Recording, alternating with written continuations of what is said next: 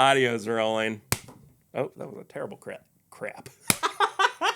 That's a horrible crap. That was a terrible crap.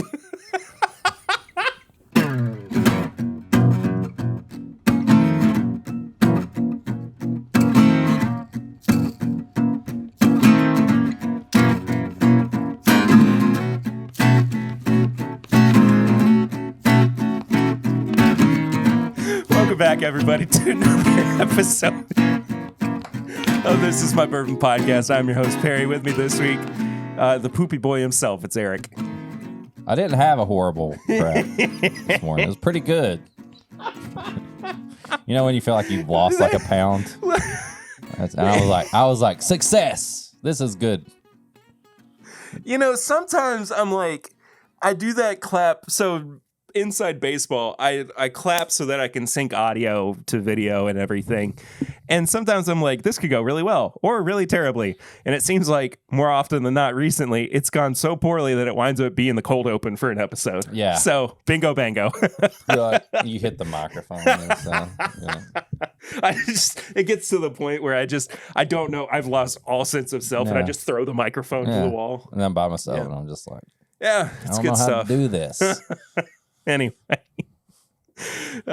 thanks for being here. If you're here for the first time and haven't subscribed yet, whether you're on YouTube or on the podcast feed itself, thank you so much for checking it out. And please do subscribe. Leave us a 5-star rating and review on your podcast app of choice. You can do that right in app. We read those reviews out here on the show. I don't know if we have a new review this week. I haven't checked in a bit. Surprise. But it's a phone call from somebody. They're like, hey, they get everything mixed up. Sucks.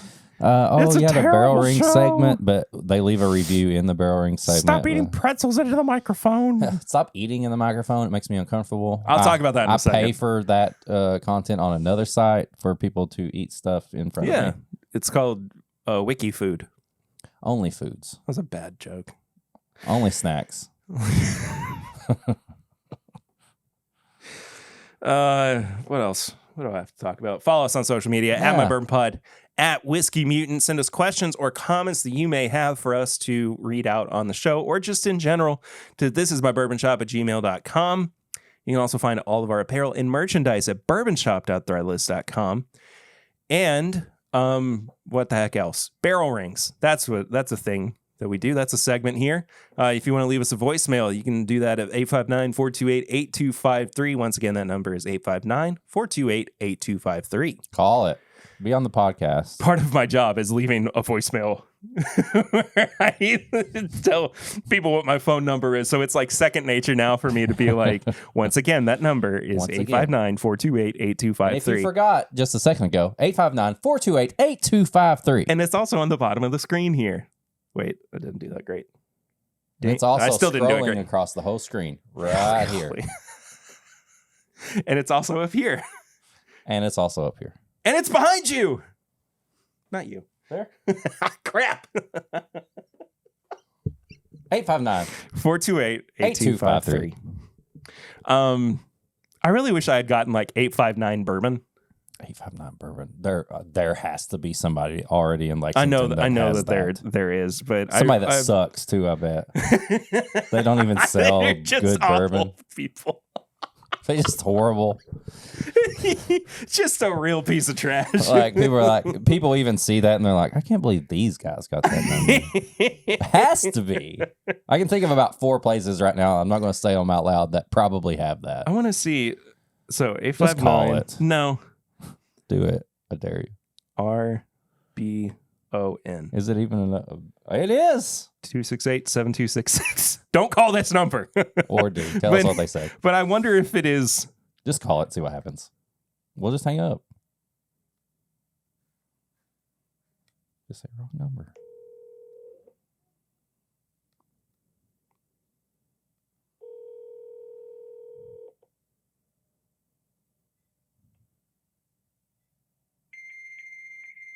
Oh, it's a fax machine. Leave a fax. Dial in a fax. That's such a bummer that it's a fax number. Well, how do we co-opt that so that we can have that number? I don't know. I think we can figure it out, though. Yeah, sure. Anyway, send the facts. Support the show on Patreon too. Patreon.com/MyBourbonPodcast. Let's send the facts to that number, asking them if we can have this number. They get just the facts. It's like, can we have this number?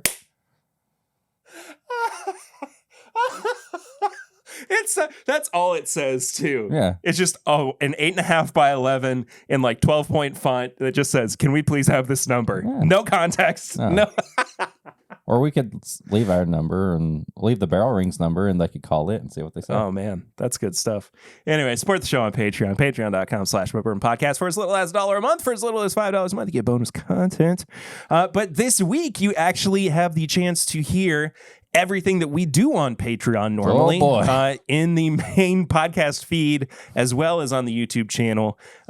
It's just going to be kind of like a compilation video that includes all the stuff that we do on a weekly basis. So if you want to go check that out, and it's literally our typical I'm rethinking that we things do. I said right now. You didn't say anything bad. We'll see next week. You may want to call your lawyer, though. Damn it. Start looking for another job. I hate when people are like, call your lawyer. Like, I don't have a lawyer. Does anybody just have a lawyer? Yeah. That's a legitimate question. Yeah. People do? Yeah. Just normal people. Yeah, we do. You have a lawyer The Ritter family has a lawyer. I'm from freaking Eastern Kentucky. Yeah. Like living in the holler. Like, my lawyer is probably my uncle that I don't even know. Probably. It was your dad. That's why he left. Oh. That's the meanest thing I've ever said. He had a big case and he never came home. I thought it was because of the cigarettes and the Budweiser. So he's a legitimate lawyer. Never seen any of that money. Yeah, right. Lawyer money. But Yeah. Probably must not got any cases because he didn't send me no money. Must not. But it also...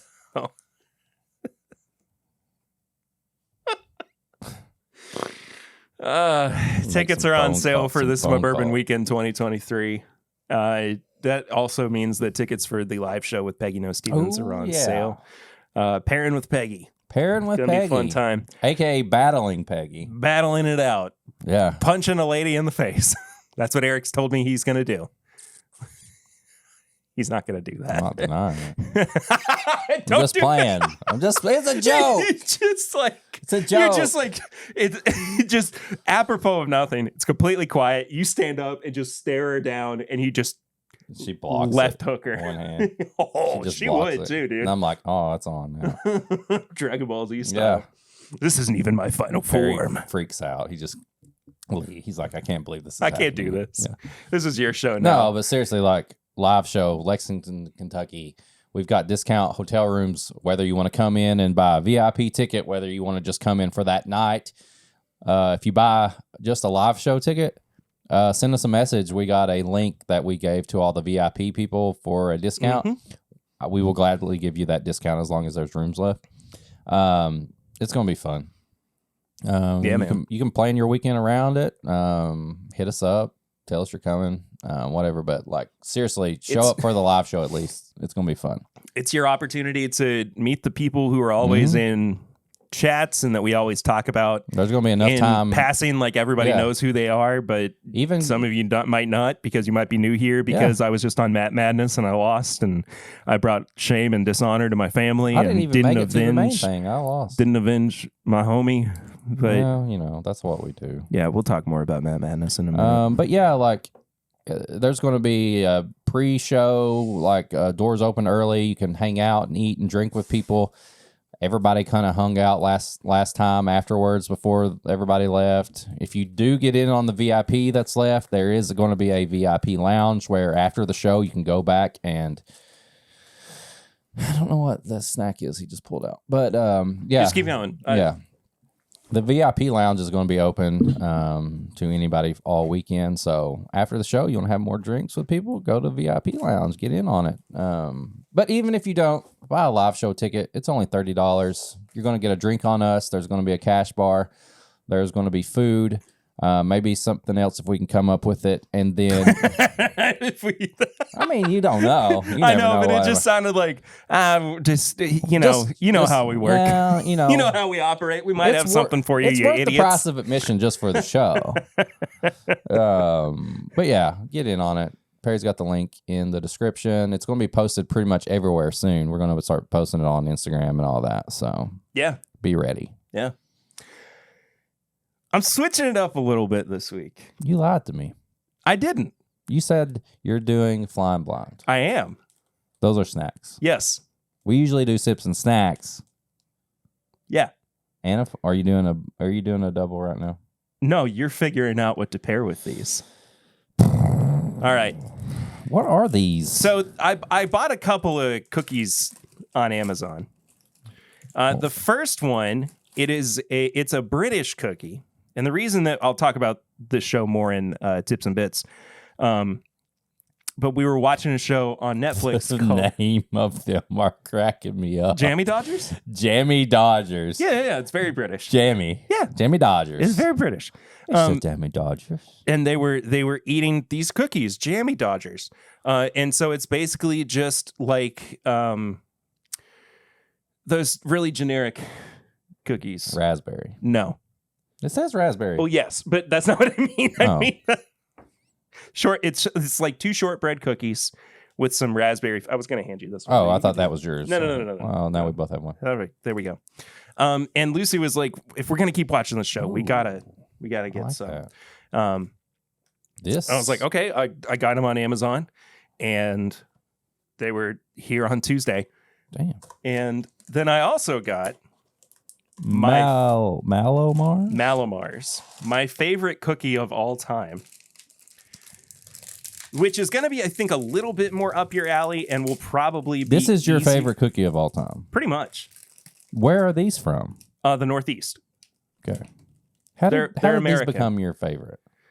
How did you first It's a find long it? story. Oh, okay. But it's not too long where I can't tell it on a podcast. So when I was in college, my roommate showed me this. It was this sketch that they used to do on Conan, where one of his writers had like a segment where he would just complain about things. Yeah. And one of the things that he complained about was that Malomars aren't available year round. And at that point, I don't know if it's changed since then, but the reason is because they're encased in chocolate, Yeah. right? Yep, they are. And the thinking was that Dark chocolate. they would melt Yeah. in warmer temperatures. So I was like, I've got to try Malomars. Got to find them. I had one of my dad's cousins who lives up in New England sent me a box because I couldn't find them anywhere in Kentucky. That's crazy. And so I just kind of fell in love with them. Either? Say again? Amazon didn't have them either? No, Amazon did. That's where I got these from. Oh, This specific box. Gotcha. But I the thought you meant first that box no. The Okay. first box that I got came from Boston. Damn. Right from the source. Yeah.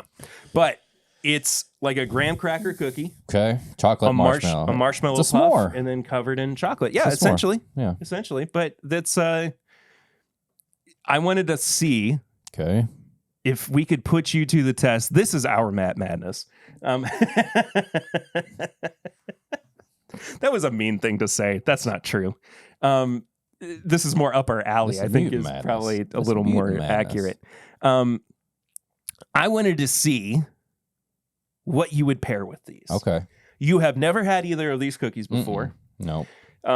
But Which one first? let's go with the Jammy Dodger first because it's Dodger, I still crack up. I will say, since I'm probably going to ruin this part of it, but after you figure out what you paired, the heart is indented just enough to where that is a perfect little spot for a pour over. oh, Yeah. hadn't thought about that. Yeah. So, Well, it's a good thing there's more. yeah, but I'm going to take a big old bite and see what happens.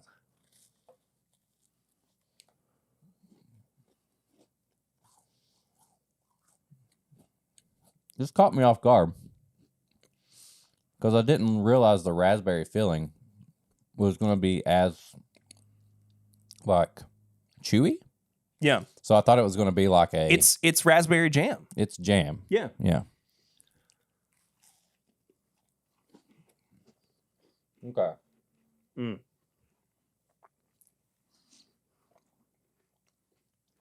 This is got to be the perfect snack to make a peanut butter and jelly. I need the most nutty Knob Creek that you have right now, or a bean product, I guess. I need something nutty. Okay, here we go. Knob Creek single barrel that I just got yesterday. 2020? Yeah. Nice. Okay. It was at a liquor barn. Yeah, and I'm doing this one a little simple because, I mean, this is a breaded cookie with a jam and everything. But it doesn't always have to be like the craziest pairings ever. Like, I just think that this is going to be good. I instantly was like, this needs like something nutty, like a Knob Creek. Yeah. This is the part of pairing that I like the most, where you're kind of creating a new thing. Yeah, this is where you make a peanut butter and jelly out of what you got. Yeah. Ooh, that smells good. All right, first we'll do a sip and then a bite. Oh, that's a good Knob Creek pick. It's got a funk to it. Oh, yeah. That's money. Nothing overpowers each other. It really is like a very, like, mixing together in your mouth. Like, nothing. There's not too much alcohol. There's not too much jam. That's really good. No. Oh, yeah. Ooh, the finish. That's where it's at. I'm going to do a little pour over. Try not to make a mess. Just a little drop. I made a mess. Immediately makes a mess. Oh. It's like a peanut butter and jelly, but it turns the cookie into like kind of a wheat. Kind of like a spicy rye wheat bread. And it's like a good peanut butter and jam or jelly on like a toasted wheated bread. Yeah. Like a good one, like not one of like the lame wheated breads that you like, oh, this is crap. Oh, that's good. It's a really good little pairing. Yeah. Oh, that's good. Sorry. The cookies themselves, too, are not so like strong and overpowering that they feel like unhealthy. No, they feel very light. Yeah. Which I mean, that's one of the reasons I like them so much. Yeah. But okay. So now here, I'm a little nervous about this one. Only because you said this is your favorite cookie. And it gets a little tricky when you pair dark chocolate to me. Yeah. Milk chocolate, I think, is a little less, it's not as strong as dark chocolate, so it's a little more giving. Dark chocolate can overpower things very easily.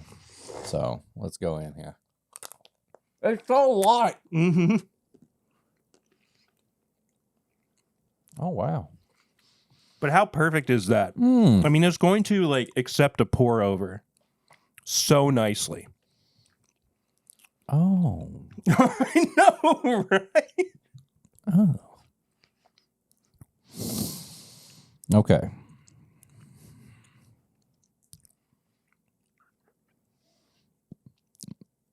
There's something I wish I'm just going to eat a whole one and then have another one for when we pair it, because I haven't had these in a long time, those are good. and I freaking missed them. I don't know if you have this, because I think I only have like one at my house. Do we have any toasted rye products with us right now? Let me look. I think a rye, but like the toasted rye. We have like a Michter's toasted rye, which I don't know if we do or not. Yeah, if we had like that. Or even like a... I just feel like this needs a little spice to it, and I think a rye is going to work good. And I think the toasted ryes kind of put a little bit more graham cracker and chocolate into things. This is just this is an amplify. Let me try that again. Amplifying pairing. We're going to amplify the snack. Oh, we do. Oh, bring it over. Is that the Jack Daniels one? Yes. Jack Daniels one. Yes, I want some rye and I want a little graham cracker, and I just want to make this cookie even explode even more in your mouth. Just for posterity, I brought another bottle over too. Well, they ain't toasted, but I'll take it. Oh my! I figured you wouldn't be mad about it. No.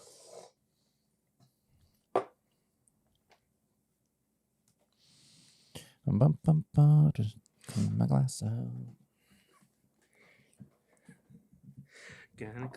Dude, I could crush. I can drink some whiskey. I could crush a pack of these little cookies because 100%. it would take about 5 of them to make me feel like I've ate like one really good cookie. I know, right?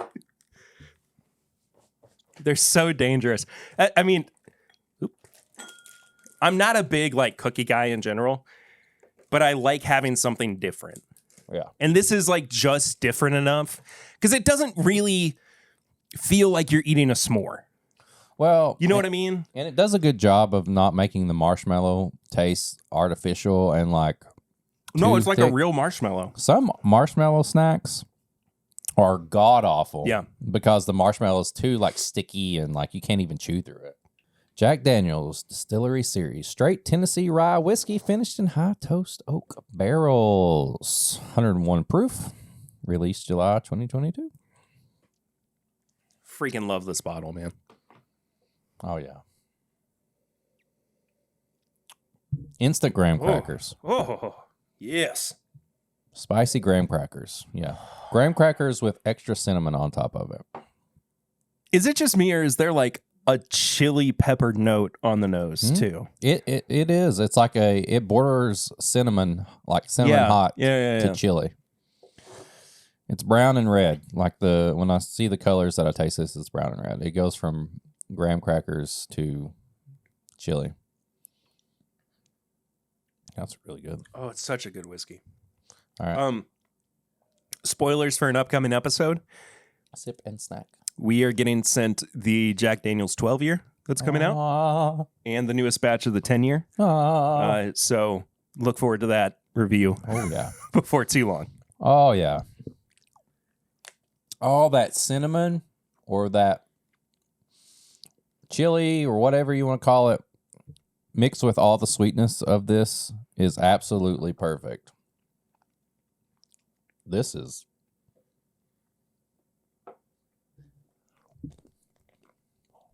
Oh,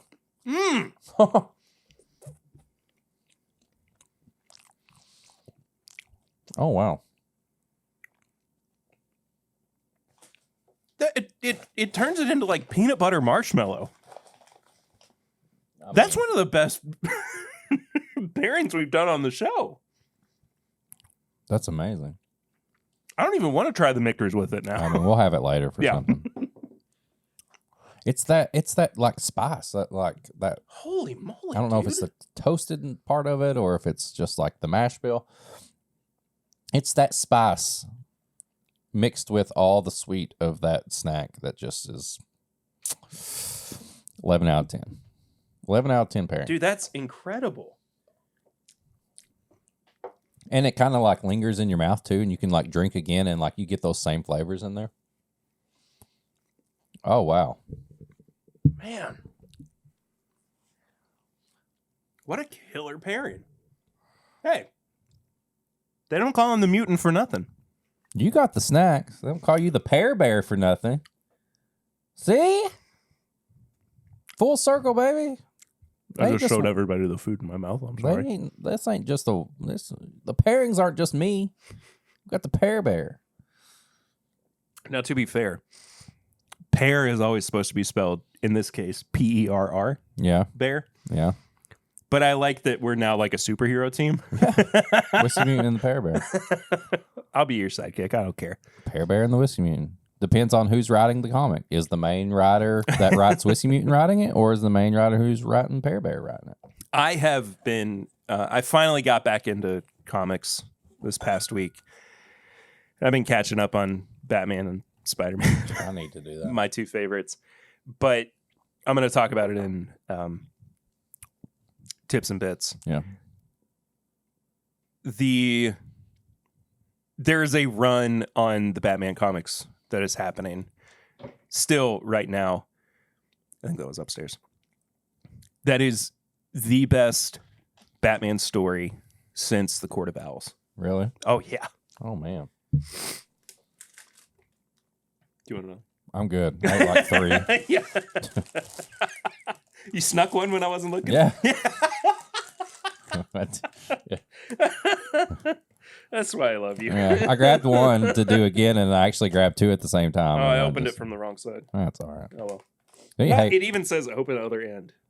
do you just demolish cereal boxes when you open them? I'm the worst at open. I will I'm open not it, great and at one it. side will be glued down, and it will be just a half open, and then it just doesn't work. It's more important to me and my wife, actually, that the bag is securely Yeah, because then you can closed. roll it up and like. Yeah, exactly. But Yeah. the box, I don't care. It's just a vehicle Yeah. for the bag to live in. The cave. It is the cave. It's the cereal cave. The cereal cave. Cereal Man and Milk Boy. There we go. Milk Boy. That's a thing. Milk Boy, what's your powers? I squirt milk. Okay. Uh, I have at least 3 places. No, I'm just, do we need to ask where from? It's where you think it's from. there's more than you know. You know how many holes the human body has? At least 7, and and when milk comes out of all of them. And when Cereal Man activates his side of things, it gets really crazy. We're part of a well-balanced breakfast. Start your day off right with Cereal Man and Milk Boy. Or end your night the same way as well. Start your day or end your night. Cereal Man and Milk Boy. That's one of the dumbest things I've ever done. That's the second time we've done something dumb. Yeah, that's true. Anyway, what have you been drinking recently? What have I been drinking? Not much, right? No. If I sound more alive, maybe I don't. In my head, I do. I think you sound about the same. Probably. You're still I operating at feel what, in like my head 60%? that I feel in my head that I've got more rest. I switched shifts, so I've kind of had to switch my land of the living. But I can't stop. can't stop, won't stop.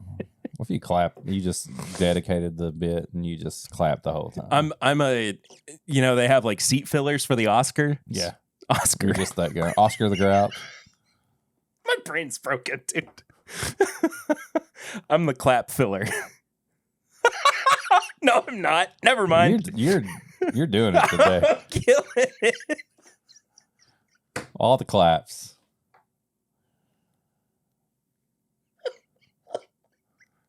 Clap filler. Can we release this episode? I don't know. We may have to change everything we said and say next week is the episode where everybody gets the uncut stuff. No, but so I've not had much to drink this week. I did go watch UK play basketball, in which they lost, and I really think that What a shocker. we were doing good. We were on a 4-game winning streak and finally made it to the top 25 again, and then we blew it against Vandy, which the last UK game I went to, and I took my son, we were playing football, and we were doing good, and we lost to Vandy then. So I need to try to watch UK It's your play. fault. I need to try to watch them play Vandy in baseball and go to that and see if I really am at fault. But unfortunately, college sports, especially in Kentucky, I think some of them are changing the rules, but they don't serve alcohol at college sports. Stupid. And I had my kid, so I didn't do the old sneaky and put something in there. So I didn't have anything then. But I have had some good old fashions. I had one last night, got off work. If you listen to the other stuff, I use some Pinhook. It's been really good in my old fashioned, very orangey. What else? Did I have anything else? I think Sunday night I had some new riff. It was one of the picks I did with Wrestling with Whiskey because we are planning our next pick for Wrestling with Whiskey. So I was we want to do something completely different than what we have done. It's Wrestling with Whiskey Mania 5. So we're trying to do like a Star Wars theme that's like Whiskey Mania Strikes Back. And I was like, what if we did like just this out of like when we picked it, we like, what's the darkest like evil sample in this bit? Instead of like, this is the best, this is what everybody was like. So we're thinking about that. So I've had a little new riff. I have some old fashions, nothing too exciting. But yeah, that's probably about it, I would say. You had? I haven't really had anything too terribly of note either. Actually, you know what? That's not true. I went a little crazy with the French oak finishing stuff. Yeah. I got another turkey bottle. I saw that. We've got the Kentucky Tavern, which we need to and the Michter's address. Not the Michter's. And then I don't know where it is, but that benchmark. You just start putting the little chips just everything. Yeah. Like, oh, you got it. Oh, it's got the chips. Yeah, it's Van Winkle 23. Do you want more oak? Let's oak it out. Oak it up, baby. Yes. But the other one was the Benchmark Foolproof with the French oak chips. And I gotta say, Rick, how dark that is. Right? It's black as my soul. In doing all of this, it has made me realize I freaking love the French oak note. I mean, it's so good, dude. Don't drink that before we drink the Kentucky Tavern. I forgot there's a segment to this. Yeah. So part of what are we calling this? Did we have a thing? We said something a couple weeks ago. Finish me, daddy. No, it's not that. I knew that's what you were gonna say, but it wasn't that. It was like chip off the old block or something. Oh yeah. Chip me, daddy. Chip me, daddy. Yeah, that's better. I had a swig of the Kentucky Tavern last night out of curiosity, and I want you to take a drink of that. I'll have one with you too, because this is a team effort. Jeez, look at in the camera. There's a black as oil. Yeah. Yeah. I put the fun stopper back on. I love that there's a fun stopper on this size of a bottle. A little plastic bottle. Because I didn't want any of the oak chips to come out with it. Oh, that's a good idea. And that way too, I can pour it into another vessel. And it's still like, don't even think that the bottle is making it like it's still dark. Oh no, it's very dark. So for anybody who doesn't know, a couple weeks ago, we put some French oak chips into a plastic Kentucky Tavern bottle that I've had sitting around for, I don't know, like 3 years. Nothing out of the ordinary, 3 years old, 80 proof. And, we had such success with the Wild Turkey 101 that I figured, why don't we do that with something we don't like? Yeah. See if it improves it. We may have gone too far. Well, it has a little shoe polish note to it. I mean, it's not bad. Shoe polish and barbecue. Shoe polish and barbecue sauce. My grandpa had like a legit shoe polishing kit, and like he had made like the container. It was like this wooden like box, and it smells like wood and shoe polish.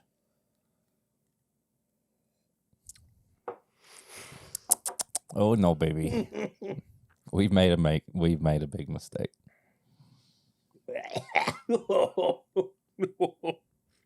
We've made a big mistake.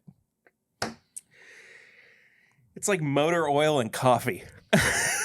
The finish isn't bad. So there's this much left. If you're watching or listening, there's less than half a bottle, but not by much. I will, if Perry's okay with it, take it with you, please. I will sample this out to anybody who sends me a message. No. I will sample this out to anybody when I post This will post on at My Bourbon Pod and at Whiskey Mutant on Instagram. Yeah. This episode. When I do the Funko post for this episode, I will send a sample to anyone who comments, Chip Me Daddy. There we go. Chip Me Daddy under the post. I'm going to pour a little bit of this out for myself so that I have it for posterity. Yeah. But boy, howdy, this is bad. Yeah, I'll do the same. And I will. It's so weird. I will sample it out until like I've ran out, and then like I'm sorry, I apologize if you post that comment, and I've ran out. Okay. Ooh, special time. She kissed me. Yeah, how many people? So weird.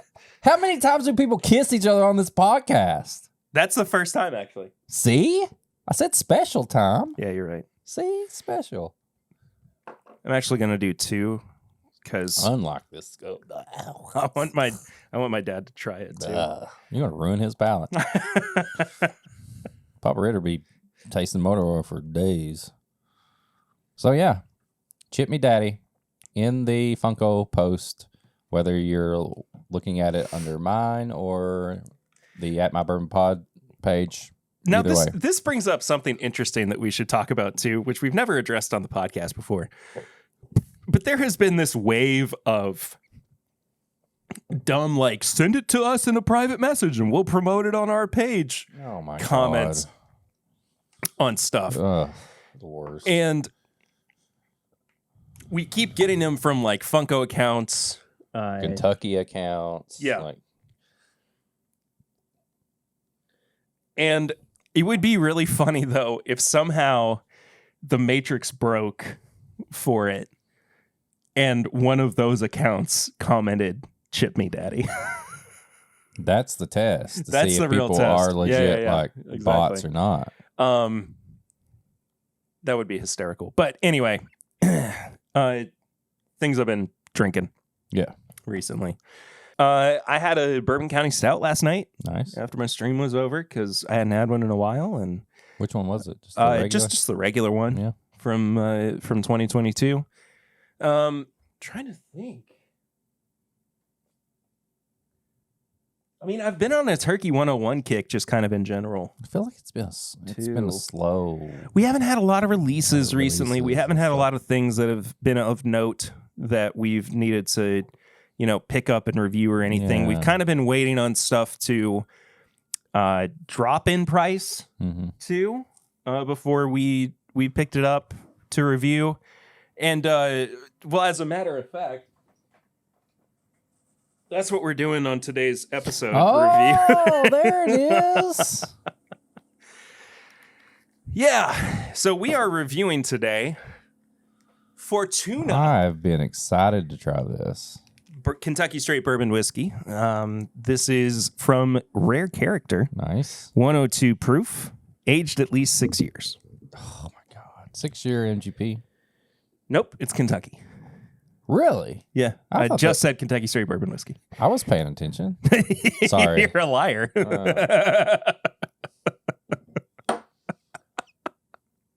I don't believe you. I knew the bottle name. Yeah. I was paying attention to that. Ooh, I like this little back label. It looks like a Dude, little... I love the packaging on this. It's a revival brand. It was, around in like the early 1900s or something. I think it was a victim of Prohibition. Rare Character. Some good medicine back in bought the rights to it and basically revived the label. Look at the back label. I love they made it look like a little like it's like a scroll, like parchment paper. Yeah.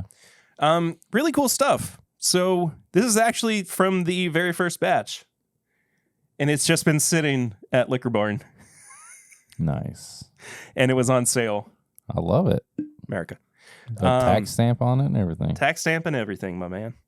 I hated that. My man. My man. Tax stamp, my man. My dude, my bro. My dude. What's hanging, my dude? Bruh. So at this liquor store over by us, yeah, the guy who is normally working nights and weekends unironically calls everybody bruh. Bruh. It's like he lost a bet or something. Bruh. Every time I see him, he's like, "What's up, bruh?" Bruh. All right, so we don't know where this is technically sourced from. I would be unsurprised if it were, kind of the three big sourcers right now in Kentucky: Bardstown Bourbon Company, Wilderness Trail, or Green River. You know who doesn't know but would act like they know? Chad might. I knew you were going to say that. You're a real piece of work, you know that? You know me too well. Oh. That's peppery. It's different. That is straight up a pepper shaker. Like just normal table Black pepper. black pepper. Yeah. Huh. I'm not mad at it. It kind of caught me off guard though. Yeah. It looks pretty light too for how old it is and for the fact that it's 102 proof. Oh, is it? Yeah. I thought it was like 90 something. No, 102. Yep. Well, oh my God, I cannot get over that black pepper. That's cool.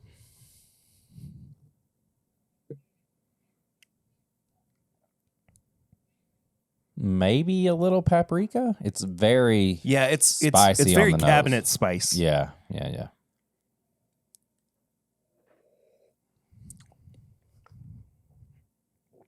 But that's where things change, where it is still spicy, but it gets a little creamy. What are you thinking? Is that Heaven Hill? It reminds me of Heaven Hill. It's a good comparison. Well, yeah. We're just drinking all the things today.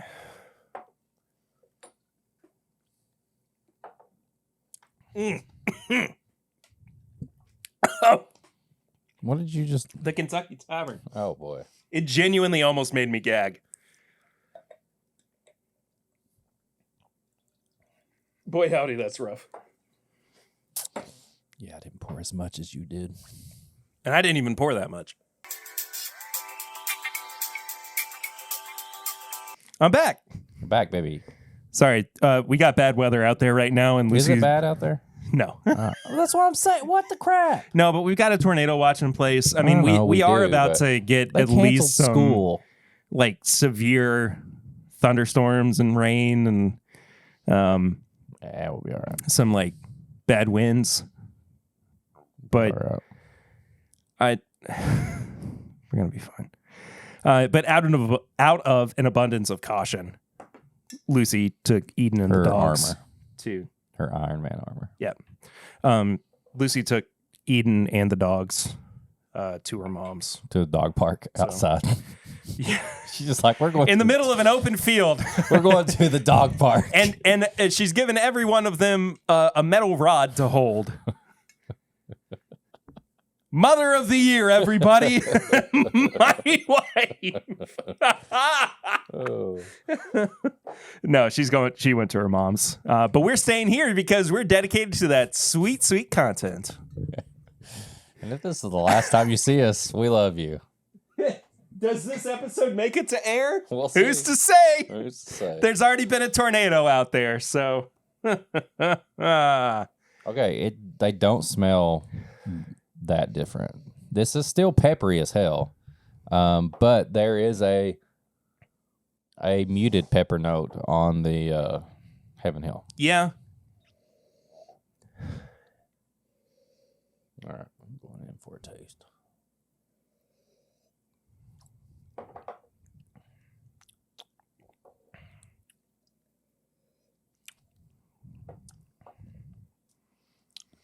It ain't that different. That's Heaven Hill, dude. It has to be. That's 6-year-old Heaven Hill I'm juice. sure somebody's going to be, actually. But like if you And I bet side by you their side- name starts with C and ends with "Had my daily bourbon." My daily bourbon.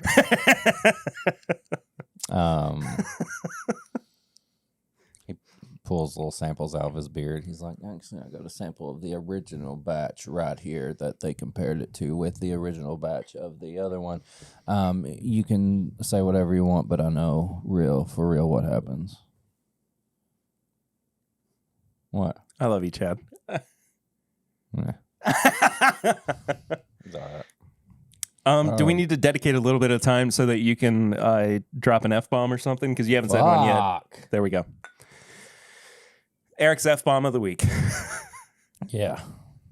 I don't know what I'm going to do with that edit, but it's going to be in bad taste. I hope so. That could be a whole like a little reel. Eric's F-bomb of the week. No, I try to control it these days. I got a little wild there for a while. Yeah. I mean, here's the thing. The thing. All serious, like, yeah, whether it is from Heaven Hill or not, like these are very similar in taste. Yes. So let's talk about what this is logistically. If this is a 6-year-old 102 proof Heaven Hill bourbon that was sourced. Right. What we compared it to, we used to be able to buy for $12 a bottle. Right. The MSRP on this is $84.99. Okay. What's the MSRP on the new 7-year Heaven Hill bottle? $40. Okay. So now, and you see where I'm getting. Yeah. You know what I mean? Yes. But the thing is, it does say aged a minimum of 6 years. So there is the chance that there's older product in it. Yeah. Blah, blah, blah, blah, blah. I know.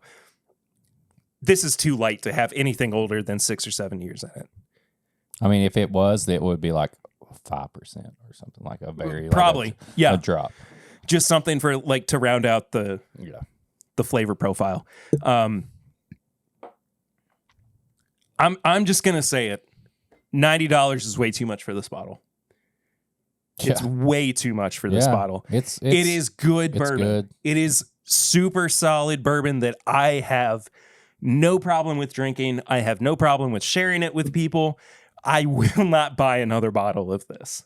Not for that price. This is not a bottle that I feel so committed to that I need to have it on my bar, in my cabinet, on the podcast, something I talk about in what we've been drinking recently. So what would your price suggestion be if you're like, I'm going to buy another bottle? This should be like $40. I was going to say 40 to it's got to be like $40 or $50, man. I agree. It's which puts this at like over double the price of what I would reasonably pay for this.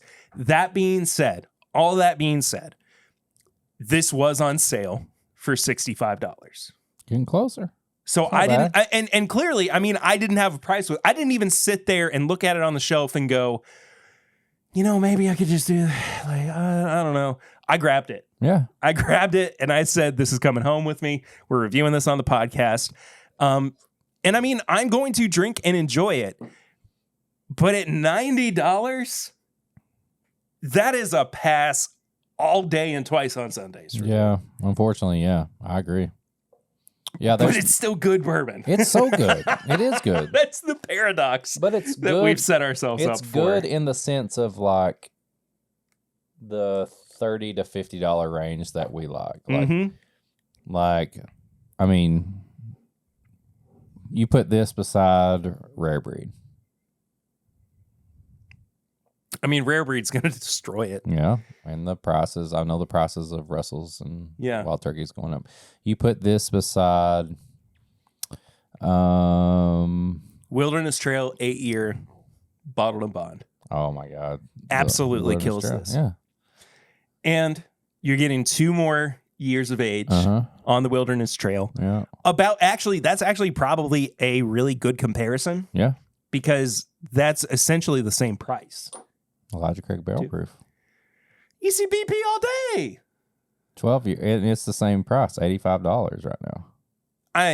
That's typically what you're kind of finding it for. They still say that MSRP is $65. True, but like in the real world, you could potentially see this sitting there at retail. Yeah. And an ECBP at retail, and you're getting double the age, not double the proof, but like, you know, barrel proof and all that. So I don't know why the price is that high. I'm definitely already thinking of my review, and the price is gonna hurt this the most. Well, this actually is a vehicle as well for us talking about something that we have talked about privately recently. But I think that, you know, yes, I am slipping in a larger conversation into the review. That's just kind of how it goes. Welcome to This Is My Bourbon Podcast. We are out of nowhere. And I mean, I'm sure that, like, yeah, there probably is some precedent for it because we know how the market works. And answer. Hello, you are on This Is My Bourbon Podcast. We're legitimately recording right now. What are you doing? What's up, Greeze? Man, I'm just trying to find some rock and roll music that I even care about, and I'm listening to Sirius Radio. I didn't know if you knew a channel that I needed to go to, Eric. Bro, Sirius Radio. Like, yeah, dude. I listen to Spotify. I'm not kidding. I'm being serious. You download Spotify and then you just type in the genre that you want, and there's 50 million playlists of stuff. Yeah. It's no, like, all seriousness. Like, I stopped paying for like satellite radio, and I just go to Spotify and I can look up the band. If you type in your favorite band on there, it'll say like Taking Back Sunday playlist, and it will put everybody that sounds and are similar to them in a playlist along with them. That sounds like too much work. Yeah, I don't know any. Greeze, have you just gotten Sirius XM? Yeah. Okay. Okay. So, like, what kind of rock music are you in the mood for? Like some early 2000s, like indie rock. Channel 69 420. No. Sorry. 38, I think, is Alt Nation. They play some like early 2000s stuff, but they also play some newer alternative music as well. They gonna play Juliana Theory and stuff like that? Now we're talking. It's probably not that deep. We're at the top of the world. You and I, we got another time, and it sure feels like you reached in your pocket and pulled out a pass that says you can take me anywhere. We're gonna get a copyright strike. Oh, I don't know the rules of this stuff. 35 is. I need Thursday to randomly come on the radio is what I'm looking for. Thursday. You're probably better off with XMU then, which is channel 35. Heck yes, Perry. Eric, I'm never calling you again. Why? You literally got the answer you wanted to by calling me. Yeah, but I was here. Yeah, but that doesn't mean he could call you at a different time and he ask a question about something else, and then I'm not there and he doesn't get the answer. I'm always going to answer when the Grease calls. I am too, but I'm just saying the fact that I was here at this time and he called me means he got the answer. If he calls you at a certain time and he's asking about a tattoo or something, you're not going to have the answer for him. You know what I mean? You know what I'm saying? I can't argue with that. See? So how is that tattoo going? How's your back piece? How's your back piece going? I know I know you haven't told anybody about it. I'm just asking. My back piece? Your tattoo, your whole back piece. Oh, yeah, I got Bill Cosby's face on my back. Yeah. Is Andrew Tate right underneath it too, or? Such a good figure in life. I had to submit it. You know what I mean? But you started that before everything came out about Cosby, and so you just had to finish it, right? Or did you get it after? So I got it before, but after all that went down, I got them to put a cigarette in his mouth. No. He just looked like he needed a cigarette. It's got some like chocolate pudding dripping down into your crack. Good little pudding down in there. Rudy, lick up the pudding. Remember when he had that kid show and he used to draw a bunch? Yeah. Yeah, it's basically an image of him drawing a bunch of crap at the top of my crack. Okay, makes sense. Yeah, it's called Cosby Blowout. That's the next. If you're listening to this and you're a part of Oak and Thieves, that's the next barrel pick. Cosby Blowout. We got James working on a sticker as we speak. Chocolate right now. stout finished MGP. Put you to sleep real fast. Hazmat. Nats of family. All right, so while I got you on here, tell me about y'all's event coming up. Oh, the live show? Yeah. Yeah, so we have Peggy No Stevens join us for He's advertising for us.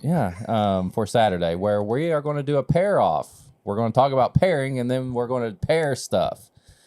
You're missing the opportunity to call that parrying. Well, it's pairing with Peggy. He's right. And he's like, but yeah, Oh. it's parrying with Peggy. Yeah, and I mean, but the thing is, too, Eric is doing most of the pairing with Peggy. Perry's just trying to keep everything going before, like, out of chaos. Like, he's just trying to, like, he's going to have to be the moderator. Greeze, do you remember that time when you and Will just constantly kept telling me to stay in my lane? I'm staying in my lane by moderating. I like that. Dude, I'm going to be honest with y'all, dude. Peggy knows in my hall pass top 5. Yeah. Did you say a hall pass? Yeah. Okay. There you go. Tim Bibb exclusive. I was going to ask his number 1, but we'll talk about that later. Lauren, don't listen. Don't listen to this episode. Peggy's just so sweet, so hot. That's going to be one of the themes of the pairing. Sweet and hot. Sweet and hot. Yeah. But yeah, it's Memorial Day weekend, the weekend before that. Live show all day Saturday, stuff going on. VIP tickets, people come in on Friday and have some pours and tastings and pairings and dinner with us. And here's the thing too, Grease. There's always room for more people to be there. I know for a fact April would say, let Grease stay at our house. Like, she would just welcome that. You know, she just... Yeah, y'all. I mean, guys, it's completely on the table. So good. That's what I like to hear. Yeah. I'll let y'all know for sure. What do y'all think about that?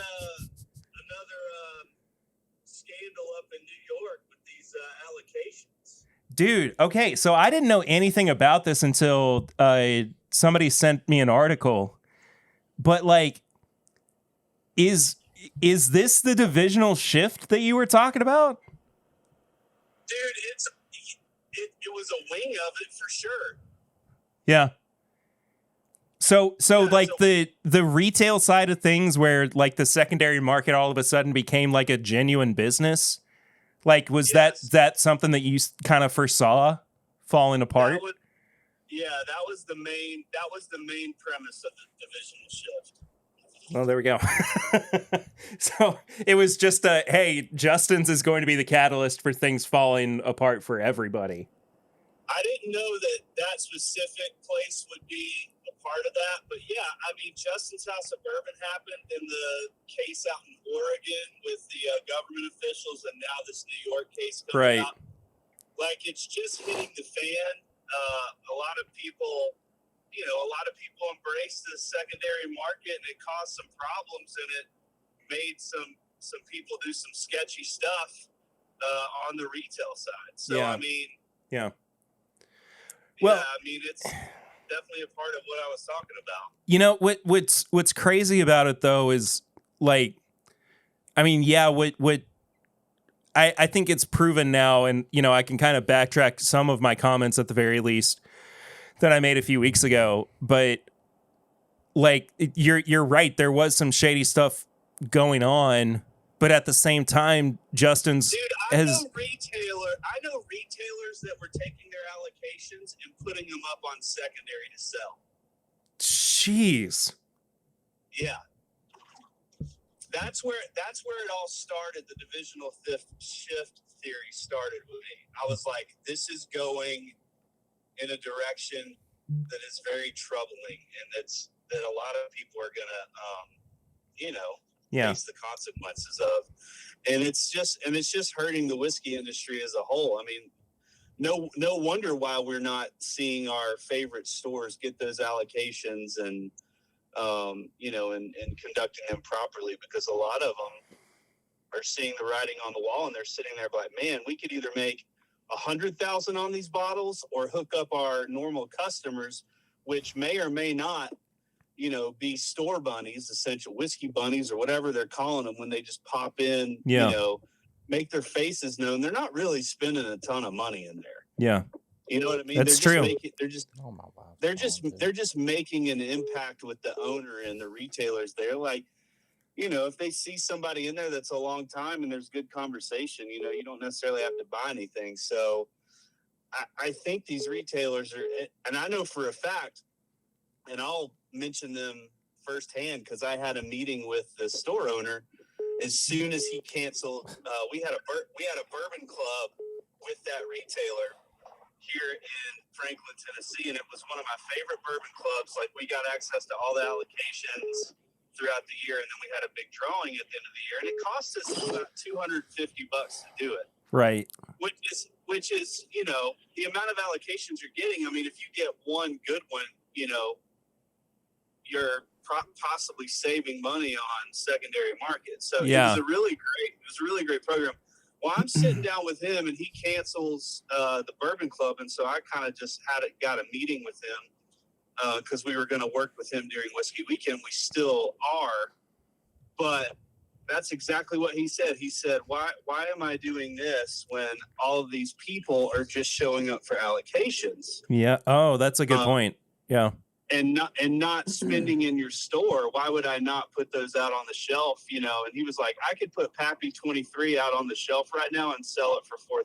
And I was like, yes, you could. Like, I totally agree with that. Yeah, and however, I mean that's I think that we have kind of set ourselves up for failure in some ways too, because we anticipate that other people are going to have like the same moral standings that we do. Where it's like, oh, store owners are just going to treat their frequent customers the right way, and they're going to charge them fairly.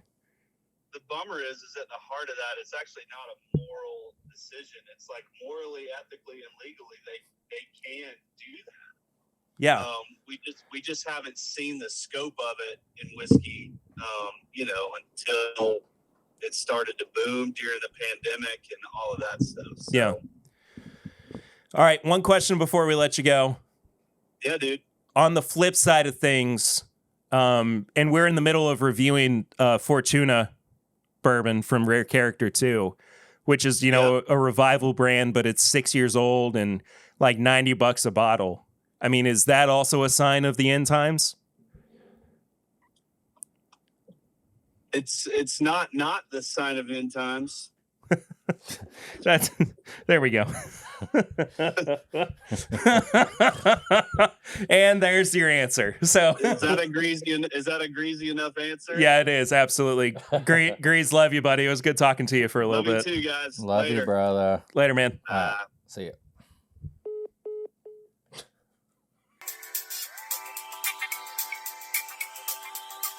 Hello, everybody.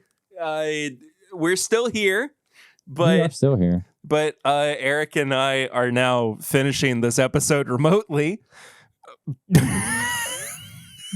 It's just this whole thing. Like, there's apparently a bad storm going on, and me and Perry do not give a crap about it. But also, like, I don't see it anywhere. No, it's just a possibility. So Does it's that, like, I mean, I get it. I want everybody to be safe.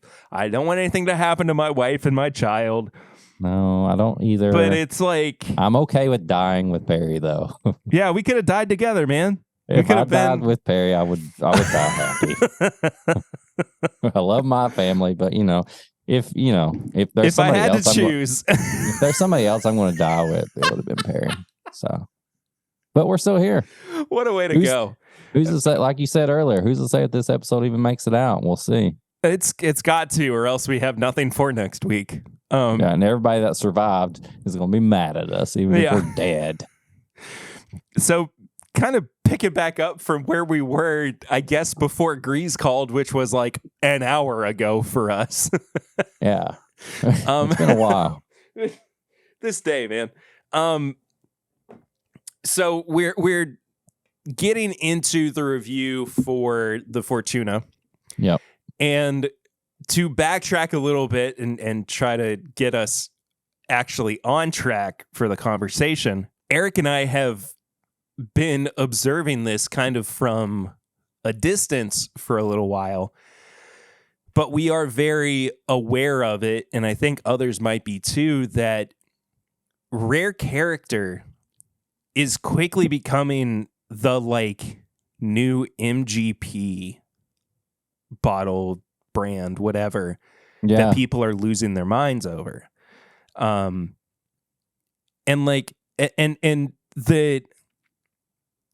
the thing that kind of really tipped the scales for me, or tipped me in the direction of thinking oh, this is actually happening, was I got invited to be in a Facebook group that was just dedicated to rare character, not necessarily buying or selling, but just celebrating it.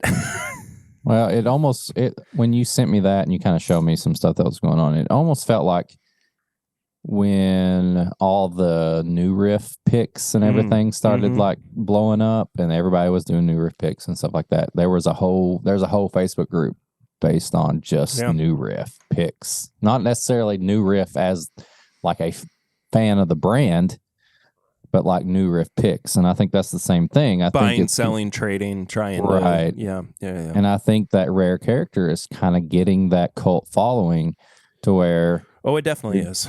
You're getting that MGP, that high proof MGP. There's waxing. There's different color waxes going on. You can kind of put your own picture and stuff on there if you do a pick or whatever. And I don't know. Is it all necessarily good, or is it just one of those things where you just trust the people that picked it because they're going to pick something good, but then there could be just some random, kind of good or lackluster rare characters now. See, that's my main problem, is that it seems like, and I mean, the other half of that too is that, like what you like. I truly do not give a crap. No. It's of no consequence to me. If people want to dedicate their pursuit of bourbon, their bourbon pursuit, towards one particular brand, we let that. We allow that to happen and don't say anything about it so often. I've thought about it before. I've thought about doing that. Well, sure, I mean, it would take very little for me to drop every other brand and just go to Wild Turkey or Jim Beam, or Heaven Hill. Those three brands I love dearly, and I don't think that anybody, I mean, sure, you have flavor profiles that you like, or you have, particular bottles that you like more than others, but I don't think that it's such a big deal that people are going to go, you can't do that, or you can't think that, you know what I mean? Yeah. So to me, it's less of condemning people for it and more of is this the direction that we're actually moving in? Are we really seeing not a divisional shift, but that's the only thing I can think of now because Greeze. Because that's been a part of the show, apparently. Greeze. Yeah, exactly. Yeah. But just a shift of focus away from, the MGP of it all, what does Buffalo Trace have today of it all, is it like that, the whole thing where it's like, oh, if my band gets popular, then it's not going to be cool? Because I feel like Rare Character was kind of came out of nowhere. It's like this thing that only a few of us were talking about, and then all of a sudden it just blew up. Well, you know what's funny about that is I saw, Dave Jennings and his picks. Mm-hmm. And God, actually, maybe that was just it. Maybe that's the only thing that I had seen.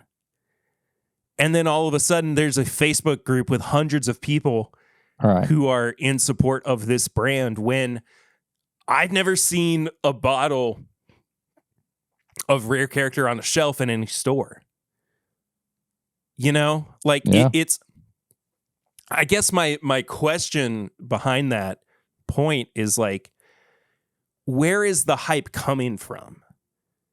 You know what I mean? Like, who is the catalyst for it? Who is actually like providing these really good picks? I think it is another Blue Run style thing. I think it's a very social media, Instagram bottle where they do a good job at providing bottles to influencers, and the bottles look good, so they look good in pictures and stuff like that. I think it's a very good model for the influencer / social media culture. And I think that's where most of it comes from. Like, I don't hear as much from it outside of that. I feel like it's all like social media driven, just like Blue Run was. Like they interact. They do whatever they can to interact on social media. They're sending handwritten letters. They're replying to things on posts. They're doing all that, and I see Rare Character doing the same thing. I think it's a very social media influencer brand, driven brand. Well, right I understand it from that particular perspective, but I also like the other part of it too is that there's got to be some push behind like the quality of the product, right? And so I mean, if it were bad whiskey, people wouldn't be saying anything about it in the positive light that they are. Yeah. I think they've got great barrels and they've done great things, and they feel confident enough to push it to the masses like that. Right. But I think it still begs the question, excuse me. Who are these picks going to? Like, where did this start? What was the beginning of Rare Character even being like a brand that you should pay attention to? You know what I mean? Like it's less of like, I know the first one I saw. Which was Hotel Covington. Remember weird. When? Yeah. Well, that's when it was. It was I'd actually stayed there, and then by following. Oh yeah, that's right. Yeah, I'd stayed there for a weekend. Me and April went to. We met up with Ian and his wife, but we were staying at Hotel Covington, which is a very bourbon whiskey themed place. And they were releasing or talking about, or I'd seen it posted, a Rare Character. And I was like, what is Rare Character? Like, it says Rare Character and it's Hotel Covington. And I'm like, what in the world? And then I started noticing bars and places similar to that were getting picks. And it kind of got me like thinking like, oh, okay, well, we'll see what this is about. And then all of a sudden I see Liquor Barn gets one. I see Dave Jennings gets one. And then we've got Chad, My Daily Bourbon, talking about it 24/7. But he starts posting all these stuff. And before I know it, I'm influenced enough to where I have a friend in California who is like, hey, what do you know about this? And I'm like, oh my gosh, like grab me one of them. And this is a Helix liquor from California that I've got. I've not even opened yet because I have other stuff. And it's a 6-year rare character single barrel release. Is it Kentucky? It just says straight bourbon whiskey. This is an MGP. It says distilled in Kentucky. I mean, distilled in Indiana, aged in Kentucky. Gotcha. So I don't know the exact details on it, but it like spiraled from that. I heard about it because I was staying at this place, and then all of a sudden I see bars and hotels are doing picks. I'm like, oh, this is something. Then I see somebody on Instagram, like Dave Jennings or something, do it, and then all of a sudden, you know, like My Daily Bourbon's posting about it, and then I just see like rare character everywhere all of a sudden. Yeah. It's like, and then I see Pablo, the guy who does the stuff, like he's like posting and commenting and stuff like that. And I feel like it was all due to social media. Sure. Yeah. Sure. So that's just my personal experience with it. And I think, you know, I would share, you know, I got the rare bird pick and me and you had it together and stuff like that. So, but then, you know, like the one we're reviewing, the Fortuna, like then I see people that maybe I only hear them talk about stuff in person. Like I don't really see them on social media talking about this bottle. Like, right. So did that like cause like kind of a snowball effect to where it led to them being able to do a product that's more widely known? I don't know. I think it's a brand that benefited off social media. Sure. Yeah. No, I think that if you look at it from a logistic point of view as well, if you are launching a new brand in this era of things, you do have to have a very strong social media presence. I mean, it's almost demanded that you do, right? Or else nobody's gonna know about it. Nobody's gonna see it. Nobody's gonna have any kind of like reaction to it. And I mean, like, you know, I'd going back to the pregame chats, you think about something like Hidden Barn. Yeah. Like that's a new brand. That was something that just kept building hype and getting momentum because of the social media push of it all. Yeah. And so, yeah, I mean, I totally get that. I don't have, I mean, as far as like that perspective, I don't have like any notes or anything, you know. I totally agree with you. I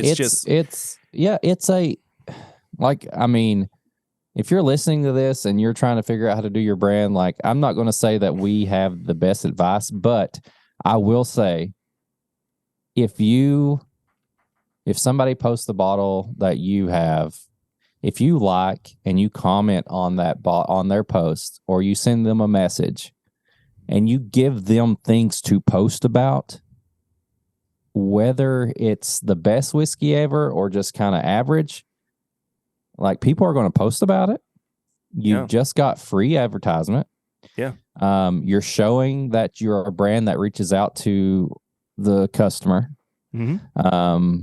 And you could start, like, I mean, I think that, I don't know the numbers and the logistics of everything, but I think you could build your brand off of social media and then make it into something bigger just by people sharing the stories. They'll screenshot you talking to them. They'll repost everything you do, anything you send them or say to them, they're going to repost, and they're going to build you up as a brand, whether you're just another source product or something that's above average or not. Like, that's just how it is right now. Like, that's the 100% honest truth. Commenting on somebody's post and retweeting them, replying to them, sharing their story is probably the easier than paying for a commercial that may play on somebody's TV or something. That's just how it is. I mean, that's the time we're in right now. Yeah. And I think this is a brand that's done a good job with that.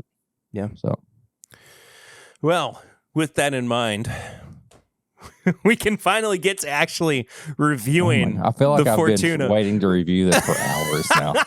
I mean, almost. It's been It really has. literally It really almost has. 2 hours since we started drinking this. But so just to kind of, in case, I got lost or people kind of forgot, Fortuna is a 6-year-old 102 proof bourbon, Kentucky straight bourbon whiskey. It's sourced, of course. Our inclination is that it's probably Heaven Hill product. It tastes like it. I just definitely had the does. 7-year and it still tastes the same profile. Well, there you go. Yeah. And the MSRP is like $85. I keep saying 90 because that's what I've seen it for the most around here. That doesn't mean that it actually is 90. I think that's what kept us from having it till now. Yeah. Yeah. And, I got it on sale for 85. So, or excuse me, 65. Yeah. So those are kind of the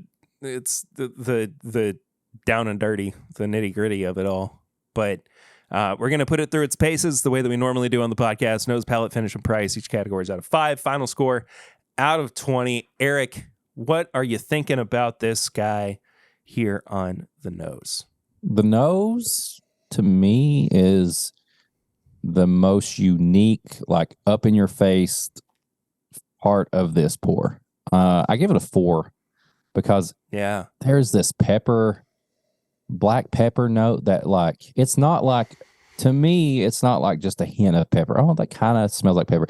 Like, it's like you took the pepper shaker from your grandma's kitchen and you just start smelling it. Like, it's up in your face and it's giving you some pepper and, like, it's here. Like, it's a great nose. Like, I love it. Yeah, I totally agree. I think it's a very inviting, very different nose. While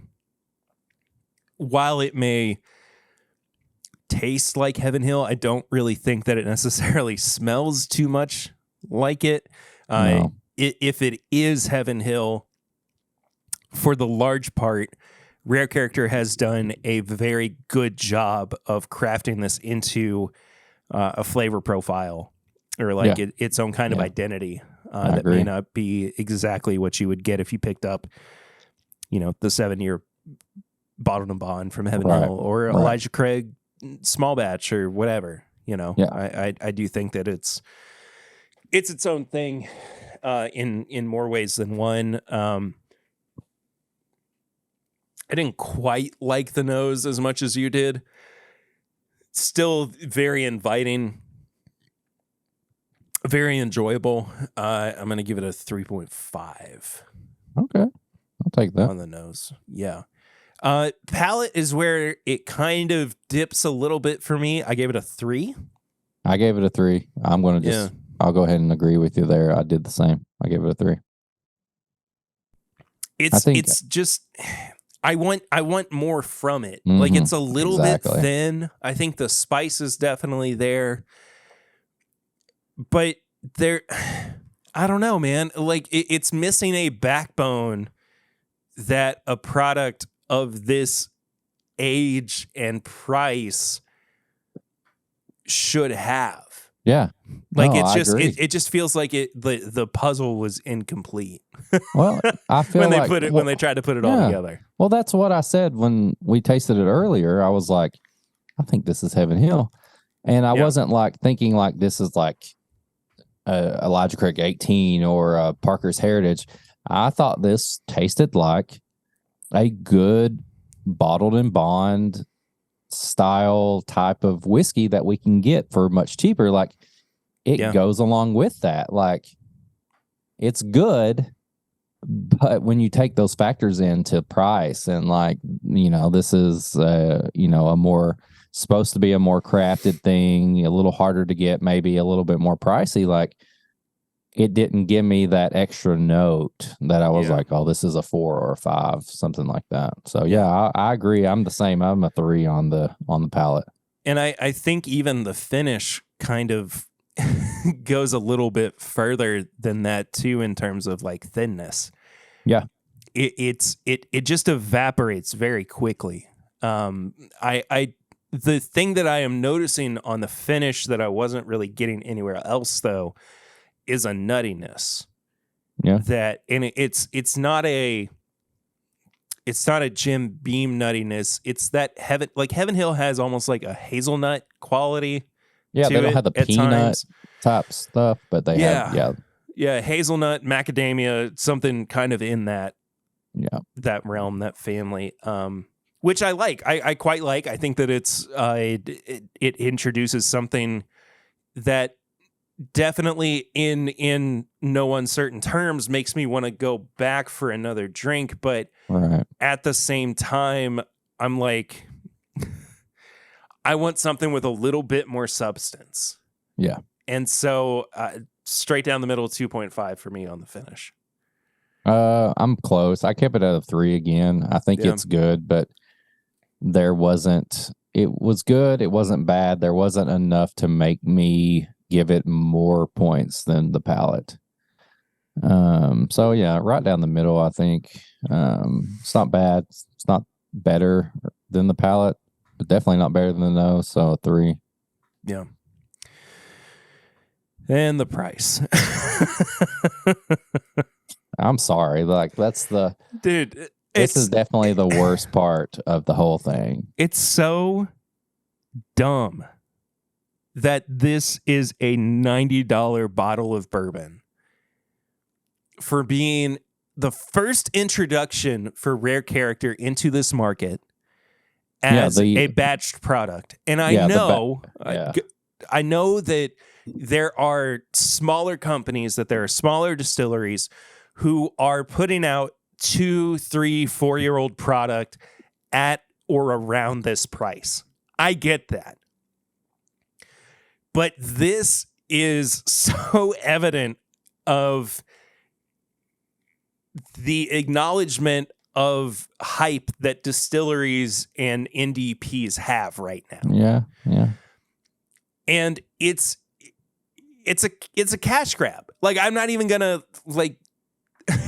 I'm not trying to tiptoe around it. I think that the price on this is obscene. I think it's insane. There is, and it's not that it's bad bourbon. It's good bourbon. Like I said earlier, it is good. I want to keep drinking this. This is something that I'm going to share with other people because it is different. It's its own unique thing. But God forbid that we have reasonably priced bourbon anymore. Yeah, I can't afford to keep drinking this and sharing it. No, that's the thing. Not. Yeah, I have to be stingy with this price.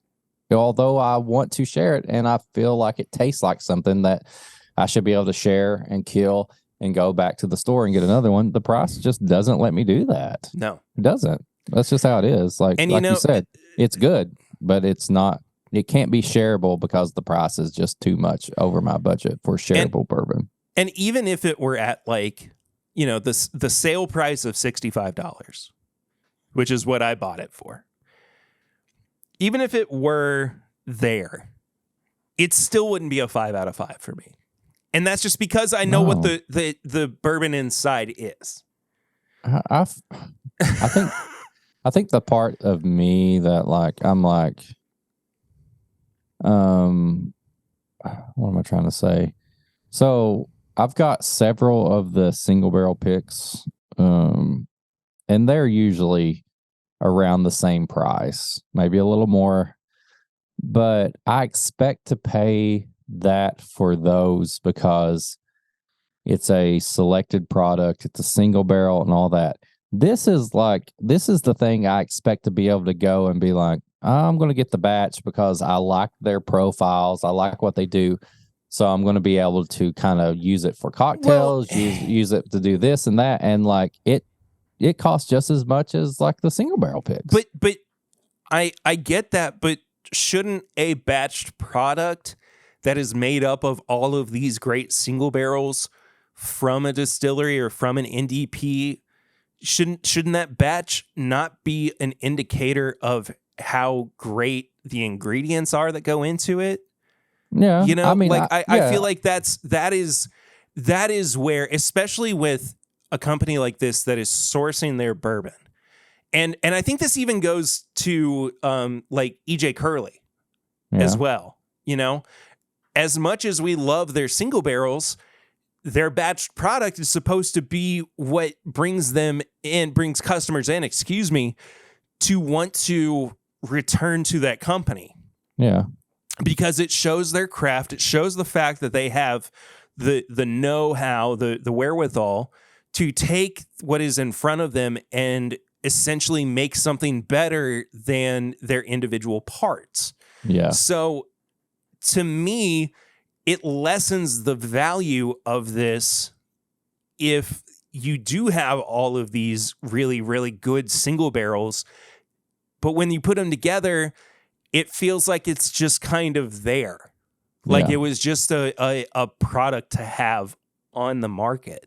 Yeah. I think that's my thought process behind it. I know that's probably not the way that most people think about it, or well, I know it's, I mean, you know, for me, it's like the batch product makes more product that you can spread out. So to me, as money, I feel like that batch product is going to be a little cheaper because there's more of it. It's more accessible, as opposed to a single barrel portion is limited to like 150 bottles.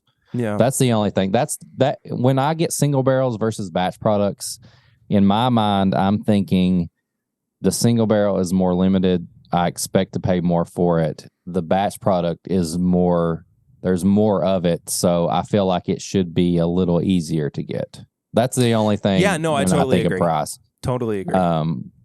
But I feel like this is a little bit farther away from like a single barrel of something that I've had that's really good compared to their batch. Like, it's just when the batch is almost the same price as a single barrel, it kind of gets me a little bit. This also introduces a conversation that I would like for us to have in the near future on, are single barrels as important or as good as they used to be? Yeah.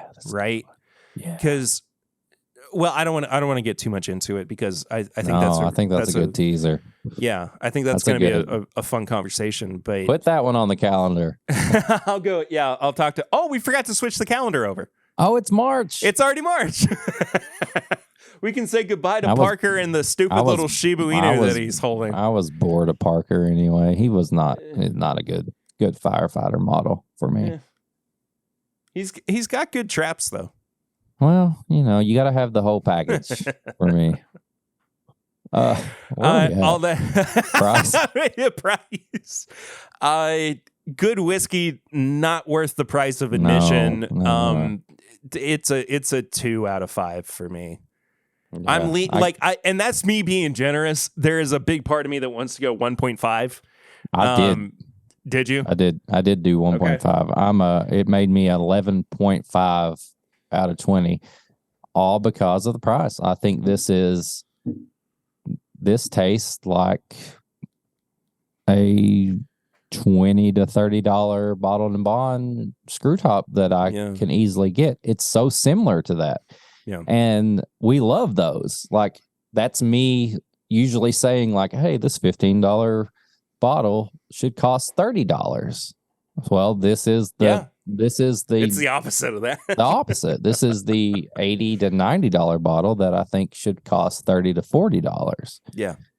And if it did, I'd keep a bottle on hand. Like, that's just how it is. It's just, unfortunately, like, I would rather, if I'm going to spend $80 to $100 on a rare character product, I'm probably going to search out a pick by someone I enjoy, or a unique pick that's got a little bit of hype around it or something. I'm going to save my money and get that single barrel as opposed to this batch product. Yeah. So absolutely. Well, my final score was a 12 out of 20. Yeah, I was 11.5. Like, I feel better. I feel more strongly in a positive sense about the Four Roses 80 proof that we reviewed last week than I do about this kind of premium product that's on the market. Again, Yeah. like I don't have a general problem with the quality of the bourbon that's in the bottle. I just want it to be more affordable. I don't want this market to become so oversaturated. And this is nothing new. This is something that people have been talking about for a long time. But I don't want this to be something that is indicative of the way that bourbon is trending right now. I don't want it to be the sign of the, or what did I say with Greeze? That it was a sign of the end times. Yeah. End of times. It's yeah. not the sign of the end times. Yeah, but it's not helping. No, that price is not helping it. There's absolutely nothing wrong with products that are expensive and allocated, and you taste them and you go, "This is special." Yeah, I want to be. I understand why this is priced this way or hard to get. Then you turn around and then you drink something that's like, this is good and I want to keep drinking it. And this is great in a cocktail. This is great as neat. This is great over rocks. There's nothing wrong with that. It's when those products start leaning towards, like, okay, you're a crafted product, but you need to understand that you're still not in that special category yet. As bad as that sounds, like, I don't know. I feel like stuff's getting priced to where you're not priced in the right category. Like, you make me want to drink you more. You make me want to use you for cocktails, mix with stuff and neat or whatever. But I can't because I just can't afford. I would rather save my money and get something else or buy a couple of cheaper products with my budget. Yeah. I'm in the same boat. I don't know. Sure. I feel like a lot of products pricing and stuff are blending together now to where stuff is being priced too much or too little, and I don't know. Yeah. It's just a big blob of stuff going on right now. I feel like that's we kind of eased our way into high proof hot takes. Yeah. By talking about that. But I mean, do you have any high proof hot takes this week? I don't know. I think you seem to be in a good headspace, so I am. I think it's just the whole, like, let's not, I probably said this before, let's not take our whiskey and bourbon so serious that it becomes a negative. Like, just have fun with it. Keep everything fun. I feel like some people are focusing so much on it right now that, like, they don't want to do anything else. Like, I see posts and I see, like, stories and stuff, and I'm like, do you guys have anything else other than whiskey to, like, talk? You know what I mean? Like, and I'm not being. Yeah, I get it. And that's fine. If you want to live your life 24/7 whiskey, that's fine. But, like, keep it fun and, like, pair it and share it and do things to where you're like, you know what, maybe I had a pour, but this movie or this show that I watched was probably better. I enjoyed it more than, like, the pour I had or something. Like, you don't have to, like, focus 24/7 on whiskey. And I feel like sometimes the people who do that cause it to be less fun. Yeah. So that's my hot take. If you enjoy whiskey and you're a bourbon enthusiast, that's fine. But there are other things to talk about and to enjoy. So that's my hot take. I don't have any this week. Yeah, you're nice. You're a nice boy. I'm a nice boy. Yeah. You're a nice I'm the boy. resident nice boy of the podcast. You're the nice boy. Tips and bits, though. Oh, man. I've got stuff to recommend this week. Okay. I probably need to hold off. Have you got a chance to watch Mando? Yeah. Yeah. Oh, man. Okay. I loved that first episode, dude. No, I did too. I just didn't know if you'd had a chance to watch it yet, because I was like, I didn't know if I should talk about that or I should talk about the movies or I should talk about anything else. What do you mean the movies? Cocaine Bear. Oh, yeah, I haven't seen Cocaine Bear yet. I know. I want everybody to watch Cocaine Bear. So, quick Cocaine Bear. It's a horror comedy. It's probably not for everybody, but without spoiling anything, it has the feel of Shaun of the Dead because there's a lot of character work and stuff like that. But then all of a sudden you'll see like a gruesome, like gory scene that you probably didn't expect from this movie. It does that great. It's funny. It's honestly based on a real story. A true story. Yeah. A true story. Yes, the bear didn't actually go on a rampage in the real story.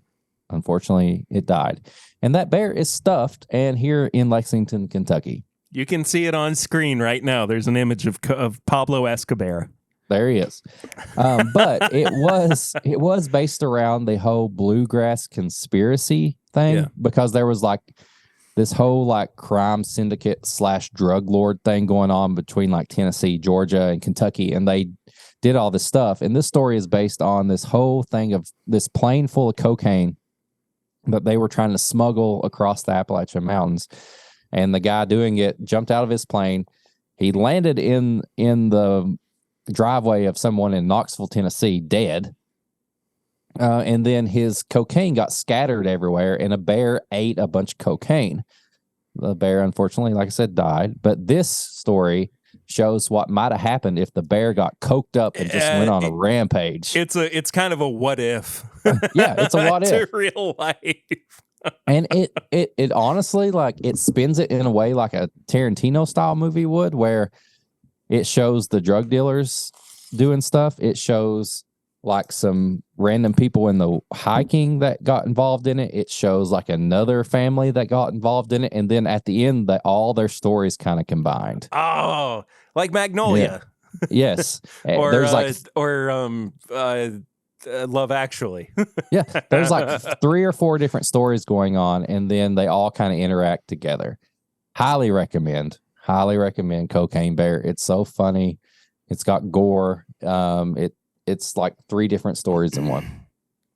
And then Bad Batch is still good if you like the animated stuff in Star Wars. And then we have the first episode of the new season of Mando. Oh, it's so which good. Made me realize how much I had missed The Mando. Oh, yes. dude.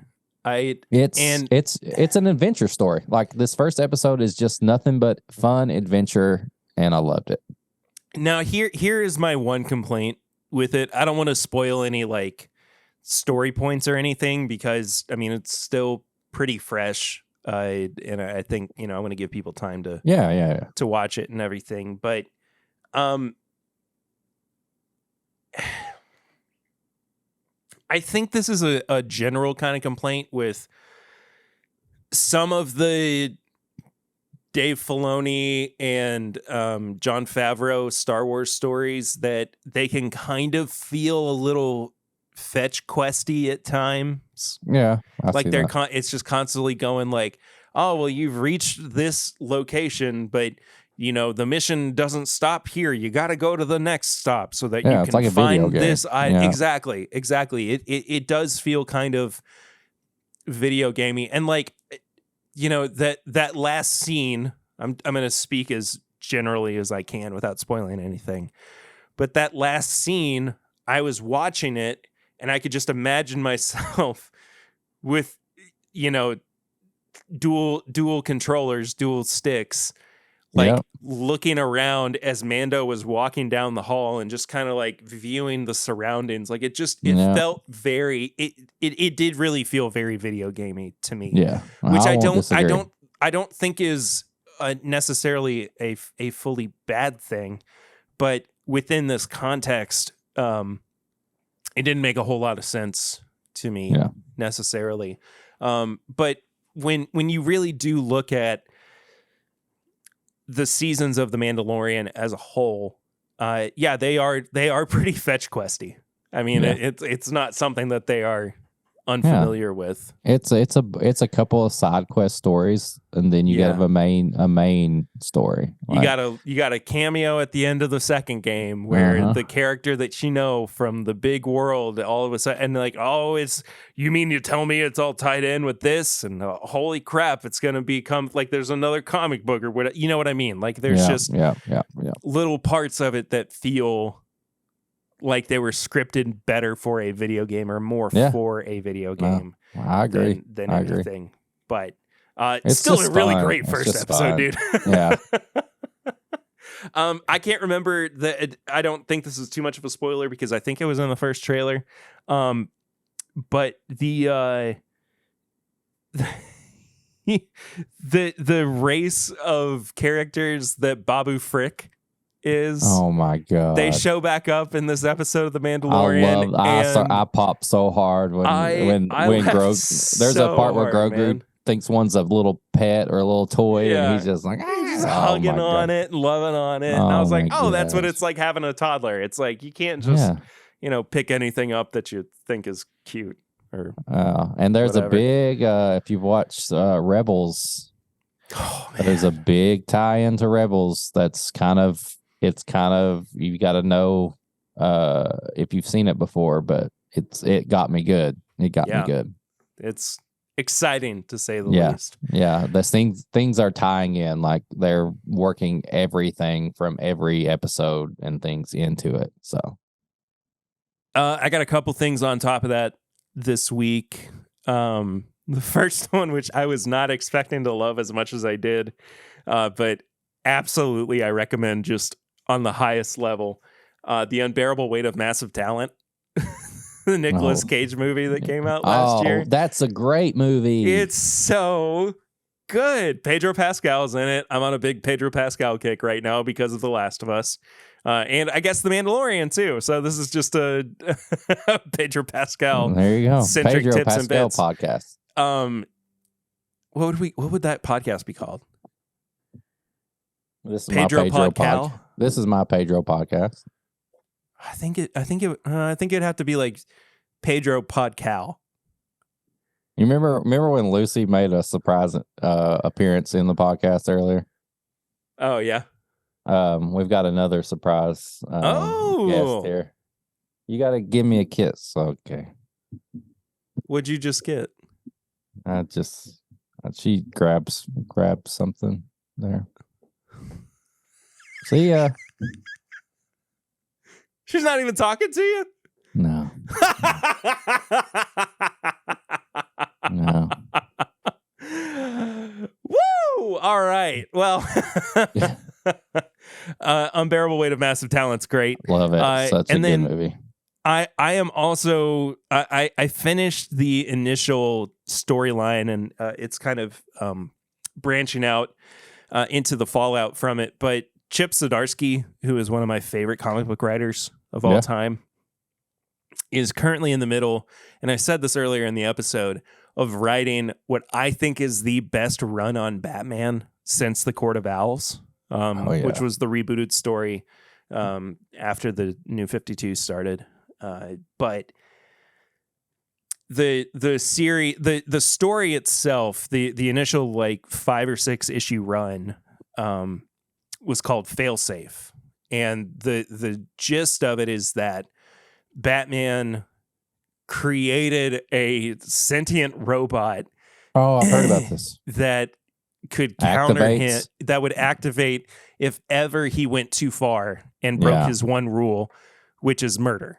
Like, say what you will about the movie Batman, like they do kill and everything, but comic book Batman, his thing is he does not kill. That's and that has been explored and re-explored throughout his history.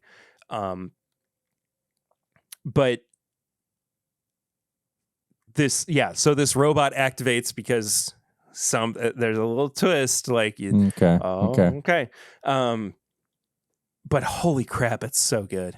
I was just riveted the entire time. When a Batman comic is like but when it's on, It's legitimately some of the best comic books that you top could tier ever read. comic book storytelling for sure. So go and read that as well. I've just been reading it on Comixology, which still is a hot, fiery load of garbage on an already on fire dumpster. Like it's the format, the platform is absolutely atrocious. They need to fix that. Fix it real bad, please. For We've the love complained of God. about it for years. It's so unfortunately bad. But anyway, that's just the preferred way of reading for me right now, because I don't have the space or time to buy a bunch of physical comic books. Do you know what my preferred way to listen to this podcast is? I bet you I know it, but I want you to tell me anyway. Patreon.com/MyBourbonPodcast. For as little as $1 a month, you can support the show. But at $5, you get all the stuff. You get the uncut episodes. You get Pours from the Floor. You get Samply Irresistible. You could listen to us train for Matt Madness. That we had fun, but we didn't win. It went so great. No, but you can listen to us try. And then all the first updates and chances to get things and all that is on patreon.com. That's the place. That's the place. $5 a month gets you everything. So I'd jump on that. And then if you want to send us a message, you can send a message to thisismybourbonshop@gmail.com. We can do a review for you. We can read something. If you're like Dustin and you don't do anything social media wise, you can send an email to that. Or you can send a question that says, what's your address? I'm going to send a handwritten letter to read out. You could do it there. So do that. You can get some merch and apparel on This Is My Bourbon Shop. Do we have anything new up there? Just the same old stuff right now? Not at the moment, but we're going to have some new stuff coming real soon. We're going to have some new stuff. We're going to have probably This Is My Bourbon Weekend 2023 stuff up there. So check in there. Perry's getting his bandana ready right now. How'd you know? I saw it. There. If you want to leave a review or rate the show, whatever podcast app you use, if you're on Apple, you can leave a review. We'll read it out, whether it's good or bad. We'll do it. If you're on Spotify, you can leave a rating, 5-star, 1-star, whatever. Just do it. It helps. If you want to follow us on all social media, it's at PRitter1792. If you want to follow Perry, if you want to follow me, it's at Whiskey Mutant. If you want to follow the show as a whole, it's at My Bourbon Pod on all social media. You can go to Facebook. You can join the Facebook group. This is My Bourbon Podcast Facebook group. We post show updates. It's after Patreon. It's your second place to get any exclusives going on there. So join the Facebook group. What else am I missing? Barrel you can rings? tell.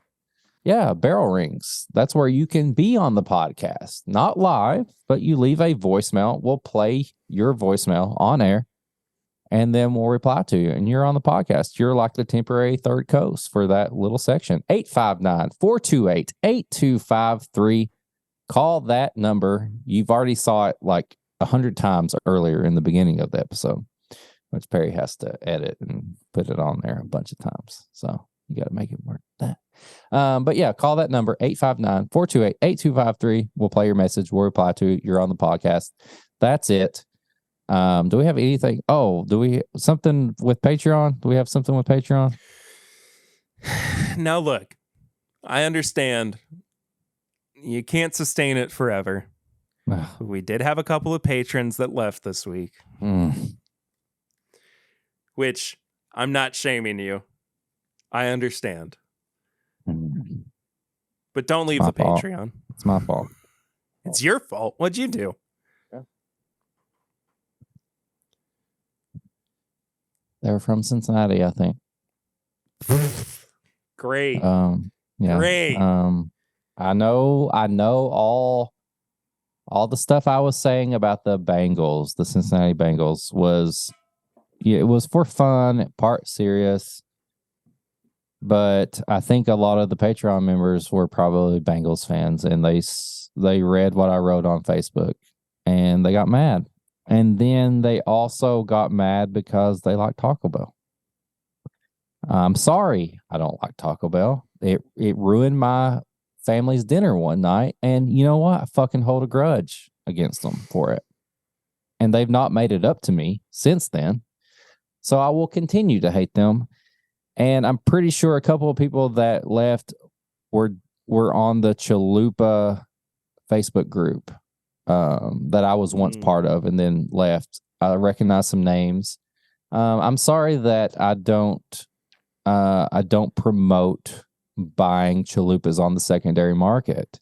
I will call you out on it. I will blast you on the internet if you overpay for chalupas.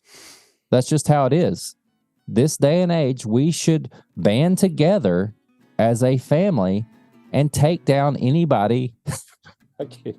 We should take down anybody who sells overpriced chalupas. I'm just sorry. I'm sorry. That's just my thoughts right now. So I think some of those people were part of the chalupa groups, and they didn't like what I was saying and promoting. But I do love to share my whiskey with my friends. I don't know if I like Taco Bell with friends, because I don't like Taco Bell right now. What's it going to take for you to ever come back around to Taco Bell? Starvation. All right. Well, yeah. Let's hope it never comes to that. If that's the only thing I have a choice between living or dying, I might take a chance on Taco Bell. Okay. Well, you heard it here first. Sorry, Taco Bell. I don't know where to go from there. Thanks everybody for listening this week. This has been a weird episode. It's been a wild episode. We've been different locations. People have called, and we've talked about tons of stuff. Yeah. So, I guess that does it. See you guys next week. Until next time, I'm Perry. I'm Eric. And this is my bourbon podcast that might get swept away in the gigantic winds and the storm of the century.